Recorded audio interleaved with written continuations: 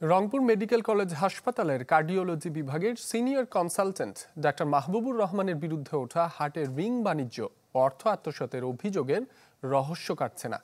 ও চিকিৎসক দাবি করেন পূর্ব শত্রুতার জেরে একটি মহল তাকে ফাঁসানোর চেষ্টা করছে।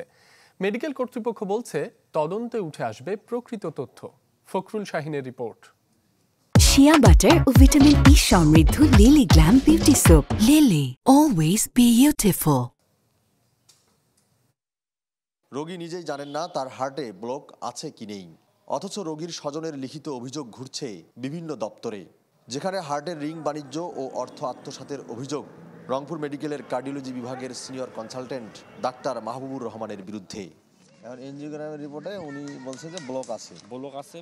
ঘটনার প্রকৃত তথ্য অনুসন্ধানে রংপুরের বদরগঞ্জে অভিযোগকারী মশিউর রহমানের সাথে কথা হলেও মেলেনি কোনো সদুত্তর।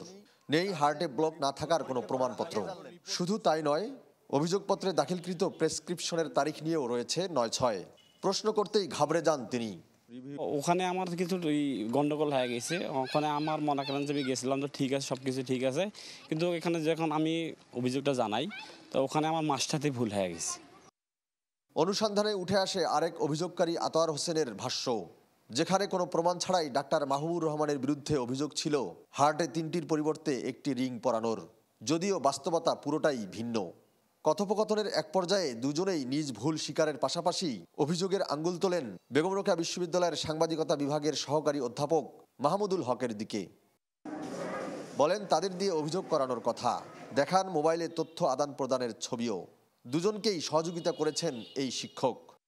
আপনাকে অভিযোগ দিতে বলছে ওই মাহমুদুল হাসান? জি জি, উনি সবকিছু লিখি উনি সবকিছু পাঠিয়ে দিচ্ছে এবং অভিযোগ বলে এটার একটা ইয়ে হওয়া দরকার। উনি অ্যাডভোকেসিতে কাজ করতো, উনি আইন সম্পর্কে জানতো। আমি ওনার কাছ থেকে বিভিন্ন ভাবে সহযোগিতা চাইছি, তাতে উনি যতটুকু আমাকে সহযোগিতা করছে। কিন্তু অভিযোগ করার মানে ওনার সাথে আপনার পরিচয় হলো কিভাবে ভাই? সেইটা আমি তো আপনাকে এইভাবে বলতে চাচ্ছি না ভাই। প্রশ্ন হলো, কেন একজন চিকিৎসকের বিরুদ্ধে ভুয়া অভিযোগ করিয়েছেন মাহমুদুল হক?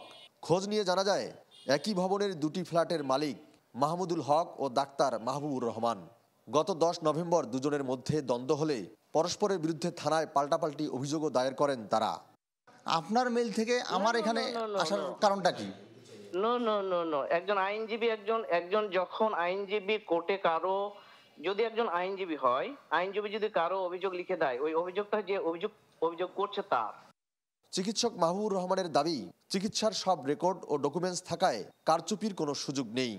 আমি যদি 3টা রিংয়ের জায়গায় একটা রিং লাগাতাম, তাহলে সেটা তো সেই দিন, পরের দিন, অথবা 1 সপ্তাহ অথবা 1 মাসের মধ্যে একটা হাউকাও একটা অস্থিরতা হয়ে যেত। প্রকৃতপক্ষ যেটা হয়েছে সেটা ডকুমেন্ট আমাদের কাছে আছে। হতে পারে যে তার কাজকেই বাধাগ্রস্ত করার জন্য একটা দল কাজ করছে। এটা আসলে পুরোপুরি মন্তব্য করা যাবে তখনই যখন আমরা তোমাদের রিপোর্ট পাবো। রংপুর মেডিকেলের তথ্য বলছে গত 1.5 বছরে 6 শতাধিক এনজিওগ্রাম, শতাধিক রিং ও 50টির বেশি পেসমেকার বসিয়েছেন ডাক্তার মাহবুব, যার মধ্যে সফলতার হার 99%। ফখরুল শাহিন, চ্যানেল 24, রংপুর।